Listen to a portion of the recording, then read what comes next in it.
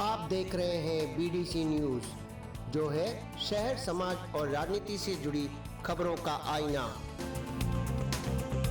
सिंधी समाज की महिलाओं ने सामाजिक समस्याओं पर मंथन के लिए संतनगर में जुटी। सिंधी भाषा और संस्कृति को बनाए रखने के लिए अपनी भूमिका पर चर्चा की। यह पहला मौका था जब समाज की महिलाओं का सम्मेलन हुआ। सामाजिक मुद्दों पर मंथन के साथ फन के लिए प्रतियोगिताएं भी आयोजित की गई। इस सम्मेलन में संतनगर की महिलाओं ने बढ़ चढ़ कर हिस्सा लिया और समाज में बढ़ रही कुरीतियों पर भी अपने विचार रखे।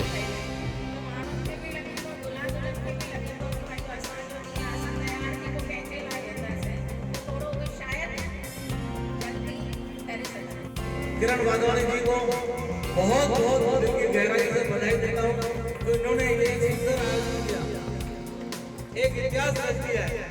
अभी तक तो क्या होता था, कांग्रेस की तरफ से, बीजेपी की तरफ से या किसी बड़ी संस्था की तरफ से यदि कोई आयोजन होता था तो जिंदगी में आगे टीवी सीरियल्स में देखकर अपने घर परिवारों को बर्बाद कर रहे हैं, बच्चों को ज़्यादा छूट दे रहे हैं। फिर हमारी बच्चियां कहाँ जा रही हैं, कैसे जा रही हैं, पेटियों में बंद होकर कहाँ निकल रही हैं। क्या हमने अपनी संतानें इसीलिए पैदा की है? और ये सब बातें हमको समाज को बताने के लिए, और ये जो पुअर ज़िंदगी में जी रहे हैं हम लोग, दूल्हा दुल्हन 12 बजे के बाद पहुँच रहे हैं घर शादी में, और जो हमारी संस्कृति है उसको हम लोग सनातन को भूल करके और अंग्रेज़ों के ज़माने की बातें उसमें याद चले जा रहे हैं करके, वो सब नहीं होना चाहिए।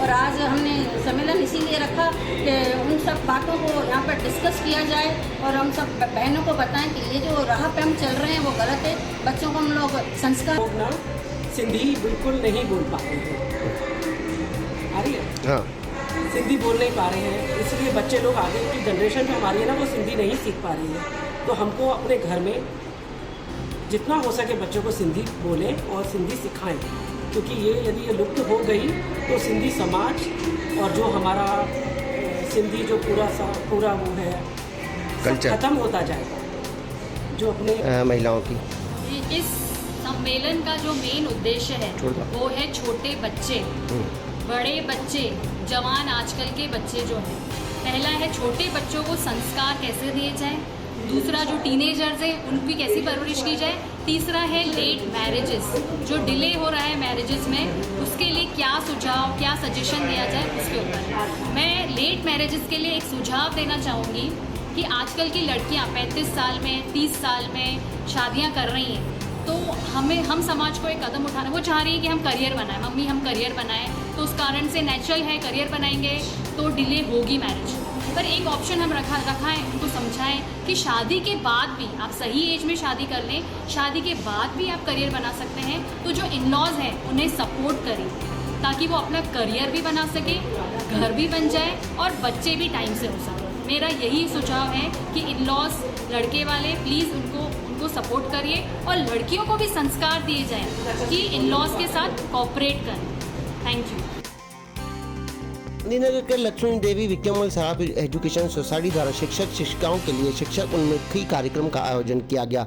यहाँ मुख्य अतिथि के रूप में ब्रह्मलीन संत हृदाराम जी के शिष्य सिद्धभाव मौजूद रहे। सिद्धभाव ने शिक्षक शिक्षिकाओं से कहा कि किसी भी पेशे में कार्य करने के लिए मन की शांति आवश्यक है।